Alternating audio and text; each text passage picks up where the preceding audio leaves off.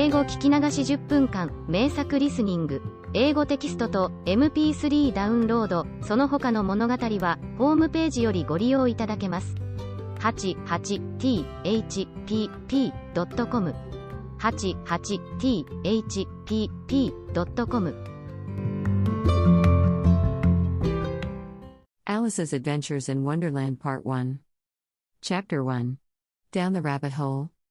Alice was beginning to get very tired of sitting by her sister on the bank, and of having nothing to do. Once or twice she had peeped into the book her sister was reading, but it had no pictures or conversations in it, and what is the use of a book, thought Alice, without pictures or conversations? So she was considering in her own mind, as well as she could, for the hot day made her feel very sleepy and stupid, whether the pleasure of making a daisy chain would be worth the trouble of getting up and picking the daisies, when suddenly a white rabbit with pink eyes ran close by her. There was nothing so very remarkable in that, nor did Alice think it so very much out of the way to hear the rabbit say to itself, "Oh dear. Oh dear. I shall be late." When she thought it over afterwards, it occurred to her that she ought to have wondered at this, but at the time it all seemed quite natural. But when the rabbit actually took a watch out of its waistcoat pocket and looked at it, and then hurried on, Alice started to her feet, for it flashed across her mind that she had never before seen a rabbit with either a waistcoat pocket, or a watch to take out of it, and burning with curiosity, she ran across the field after it, and fortunately was just in time to see it pop down a large rabbit hole under the hedge. In another moment down went Alice after it, never once considering how in the world she was to get out again. The rabbit hole went straight on like a tunnel for some way, and then dipped suddenly down, so suddenly that Alice had not a moment to think about stopping herself before she found herself falling down a very deep well. Either the well was very deep, or she fell very slowly, for she had plenty of time as she went down to look about her, and to wonder what was going to happen next.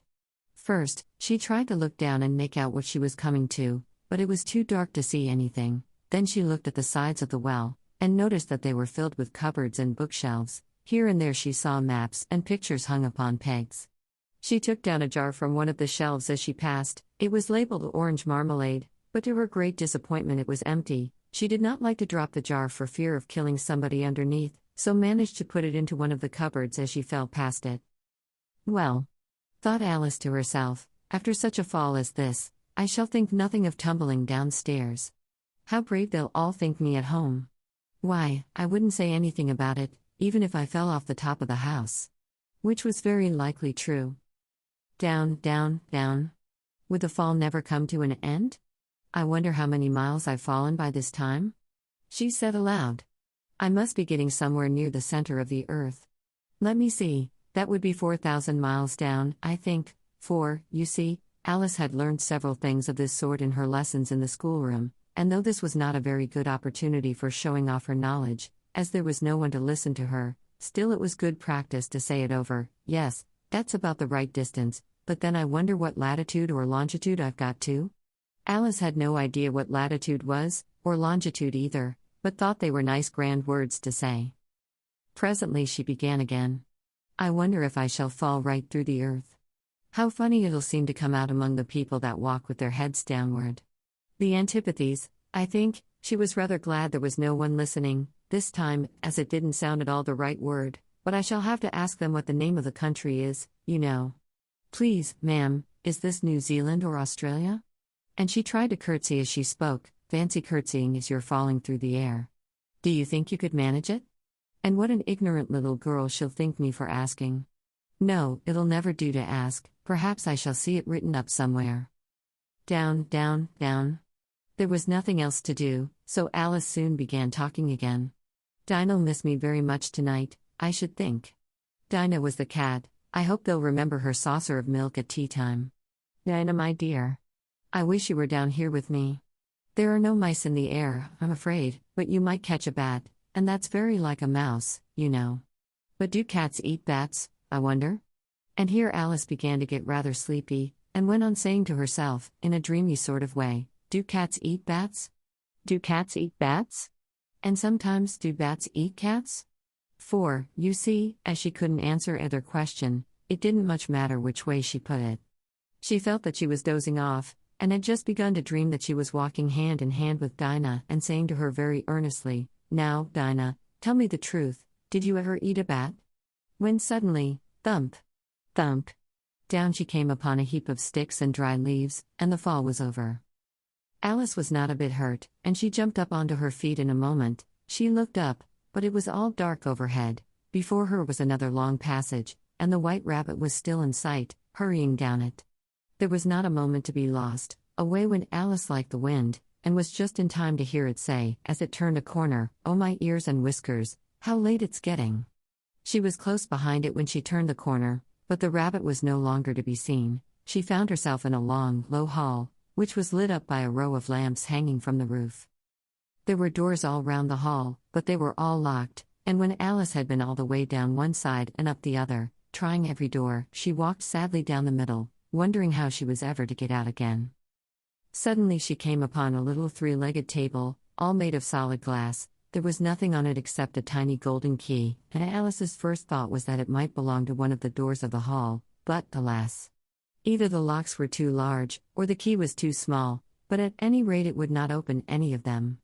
However, on the second time round, she came upon a low curtain she had not noticed before, and behind it was a little door about 15 inches high. She tried the little golden key in the lock, and to her great delight it fitted.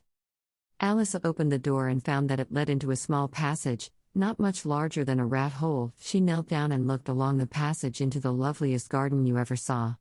How she longed to get out of that dark hall and wander about among those beds of bright flowers and those cool fountains, but she could not even get her head through the doorway, and even if my head would go through, thought poor Alice, it would be of very little use without my shoulders. Oh, how I wish I could shut up like a telescope. I think I could, if I only knew how to begin. For, you see, so many out-of-the-way things had happened lately, that Alice had begun to think that very few things indeed were really impossible. There seemed to be no use in waiting by the little door, so she went back to the table, half hoping she might find another key on it, or at any rate a book of rules for shutting people up like telescopes. This time she found a little bottle on it, which certainly was not here before, said Alice, and round the neck of the bottle was a paper label, with the words "Drink Me," beautifully printed on it in large letters. It was all very well to say "Drink me," but the wise little Alice was not going to do that in a hurry. "No, I'll look first," she said, "and see whether it's marked poison or not," for she had read several nice little histories about children who had got burnt, and eaten up by wild beasts, and other unpleasant things, all because they would not remember the simple rules their friends had taught them, such as, that a red-hot poker will burn you if you hold it too long, and that if you cut your finger very deeply with a knife, it usually bleeds, and she had never forgotten that, if you drink much from a bottle marked poison, it is almost certain to disagree with you sooner or later. However, this bottle was not marked poison, so Alice ventured to taste it, and finding it very nice, it had, in fact, a sort of mixed flavor of cherry tart, custard, pineapple, roast turkey, toffee, and hot buttered toast. She very soon finished it off. "What a curious feeling," said Alice. "I must be shutting up like a telescope." And so it was indeed. She was now only 10 inches high, and her face brightened up at the thought that she was now the right size for going through the little door into that lovely garden. First, however, she waited for a few minutes to see if she was going to shrink any further. She felt a little nervous about this, for it might end, you know, said Alice to herself, in my going out altogether, like a candle. I wonder what I should be like then? And she tried to fancy what the flame of a candle is like after the candle is blown out, for she could not remember ever having seen such a thing. After a while, finding that nothing more happened, she decided on going into the garden at once, but, alas for poor Alice. When she got to the door, she found she had forgotten the little golden key, and when she went back to the table for it, she found she could not possibly reach it. She could see it quite plainly through the glass, and she tried her best to climb up one of the legs of the table, but it was too slippery, and when she had tired herself out with trying, the poor little thing sat down and cried. "Come, there's no use in crying like that," said Alice to herself, rather sharply. "I advise you to leave off this minute."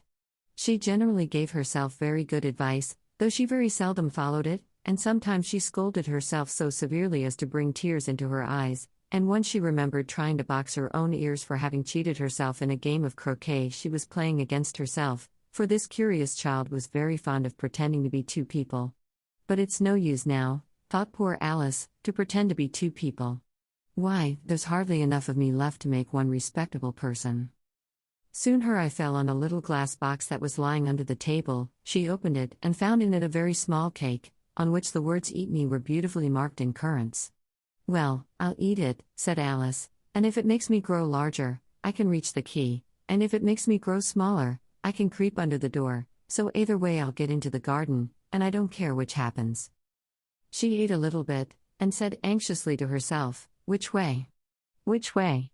Holding her hand on the top of her head to feel which way it was growing, and she was quite surprised to find that she remained the same size. To be sure, this generally happens when one eats cake, but Alice had got so much into the way of expecting nothing but out of the way things to happen, that it seemed quite dull and stupid for life to go on in the common way. So she set to work, and very soon finished off the cake. 英語聞き流し10分間、名作リスニング。英語テキストと MP3 ダウンロード、その他の物語は、ホームページよりご利用いただけます。88thpp.com 88thpp.com